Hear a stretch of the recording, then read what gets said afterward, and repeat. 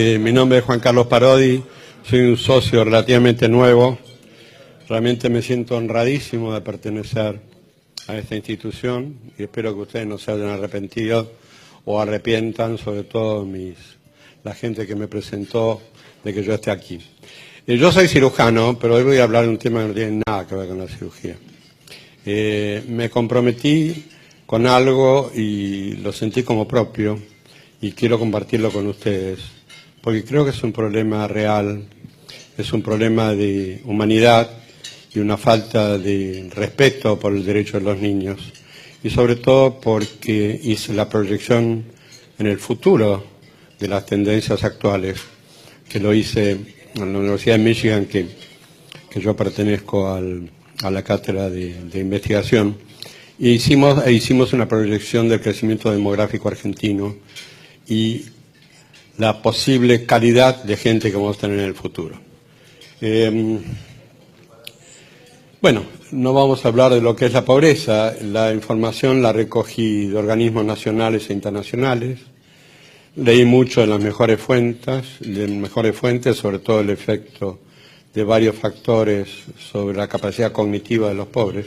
Y lo más importante, hice un trabajo en terreno que los quiero compartir con ustedes. Hoy sabemos que aproximadamente 30% de los argentinos son pobres, pero el 50% de los niños menores de 14 años son pobres.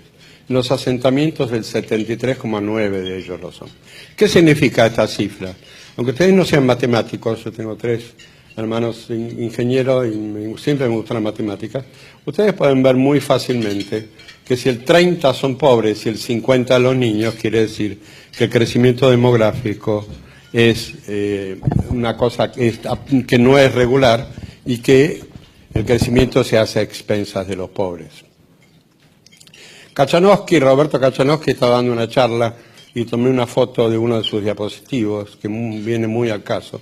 Él estaba mostrando qué pasó con las pensiones a madres con más de 7 hijos a través del tiempo, y demostró que una cosa realmente calamitosa, que cuanto más planes había más hijos y más pobreza. Las familias pobres tienen un promedio de 4,3 hijos por pareja y los no pobres 2 por pareja. Si ustedes hacen una simple progresión geométrica con estos números, en 3 generaciones los pobres generan 79,5 personas, casi 80, y los no pobres 16. Es decir, que el crecimiento de los pobres es 5 veces más que los no pobres. Una generación, los asentamientos, recuerden que es solamente de 16 años. Quiere decir que 3 generaciones es poco tiempo. Los invito a que hagan la progresión de esto con los datos que le voy a dar. En la década del 90 tuve la ocasión de trabajar en Imperial College en Londres para enseñar una técnica quirúrgica que desarrollamos en el país. Y los londinenses me decían, estamos preocupados, pues nosotros tenemos una cultura milenaria, tenemos una religión, la anglicana, estamos muy preocupados por lo que está ocurriendo con el crecimiento demográfico de las familias musulmanas, que de ninguna manera habían juicios sobre lo bueno o lo malo que es la religión y son muy abiertos en ese sentido, debo confesarles, pero dijeron, no es nuestra cultura. Pero en poco tiempo, en el 2016, en la elección de Londres, directa, no indirecta, salió Sadiq Khan, que fue el primer musulmán mayor de Londres. Alrededor de Londres, todas las comunas, en este momento están en manos de musulmanes. ¿Qué pasa con esto? Que los colegios elementales disminuyen y las madrasas aumentan. Y fíjense lo que pasa con un país con la cultura como la inglesa, que en las madrasas se enseña el Corán. Bueno, esto es la proyección de los que pasaba en los 90, y en esto me quiero dedicar yo a decirles a ustedes qué nos va a pasar a nosotros si no hacemos algo. Con la asignación de planes en el tercer mes de gestación, el embarazo adolescente se incrementó significativamente. En algunos hospitales se quintuplicó la atención a adolescentes embarazadas. ¿Y esto por qué? Porque al tercer mes ya recibían subvención. Y cuando tienen el hijo, tienen la subvención por hijo, y al año siguiente tienen otro embarazo para tener otra subvención. Nosotros no le podemos echar en cara nada porque necesitan plata y no la tienen, que ahí está el problema. Hay en uno de los estudios, que les recomiendo que lo lean, que fue un bestseller del New York Times por muchos años, se llama Freakonomics, está en inglés y en castellano, de Levi Dubner, que estudiaron uno de los capítulos sobre criminalidad. Y una cita de este libro es: no hay hijo que tenga menos posibilidades que aquel de madre adolescente con escasa educación.